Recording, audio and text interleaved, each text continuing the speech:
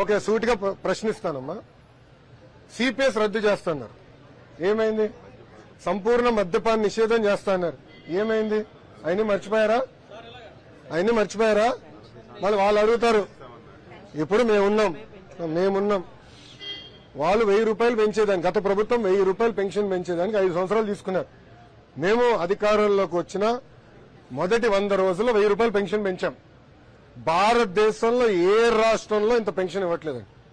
వృద్ధులకు కానివ్వండి, వికలాంగులకు కానివ్వండి, ఏ రాష్ట్రంలో ఇంత పెన్షన్ ఇవ్వట్లేదు. ఎన్డీఏ ప్రభుత్వం ఆంధ్ర రాష్ట్రంలో అంత పెన్షన్ ఇస్తుంది, నంబర్ 1. రెండోది, అన్న క్యాంటీన్ మూసేసింది ఎవరు? వైకాపా ప్రభుత్వం. మూసేసిన అన్న క్యాంటీన్ తిరిగి ప్రారంభించింది ఎవరు? ఎన్డీఏ ప్రభుత్వం. రెండోది. మూడోది, దీపం పథకం హామీ ఇచ్చాం, అమలు చేశాం. తల్లికి వందనం మేము డేట్స్ ఇచ్చాం. రైతులకు ఇవ్వాల్సింది కూడా మేము డేట్స్ ప్రకటించాం. మత్స్యకారులు కూడా మేము చెప్పాం. ఇప్పుడు అడుగుతున్నారు, నేను చూడి అడుగుతాను, ఎందుకు మీరు బకాయిలు పెట్టారు? మళ్ళీ ఫీ రీయింబర్స్మెంట్ బకాయిలు మీరు ఎందుకు పెట్టలేరు? స్కూల్ కిట్ కి 1000 కోట్ల రూపాయలు బకాయిలు పెట్టలేరు, ఆ బకాయిలు మేము చెల్లిస్తున్నాం.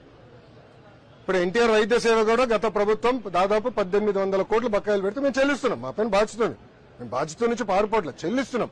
కానీ గత ప్రభుత్వం చేసిన అప్పులు కూడా వడ్డీ కూడా వచ్చి మన నెత్తిమీద పడింది. ఇప్పుడు ప్రతి నెల మాకు 4000 కోట్ల డెఫిసిట్ తో బడ్జెట్ నడుస్తుంది. 4000 crore డెఫిసిట్, 4000 కోట్లు. ఈరోజు జీతాలకి చెల్లించడానికి చాలా ఇబ్బంది పడుతుంది ప్రభుత్వం. కానీ కేంద్ర ప్రభుత్వ సహకారంతో లిటరలీ మేము నెట్టుకుని వస్తున్నాం. ఇంకా టైం పడుతుంది. విధ్వంసం మామూలుగా చేయలేదు.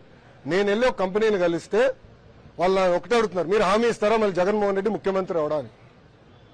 నన్ను అడిగారు. అదేంటి ఇట్లా అంటే, గతంలో మేము ఇబ్బంది పడ్డాం కదా.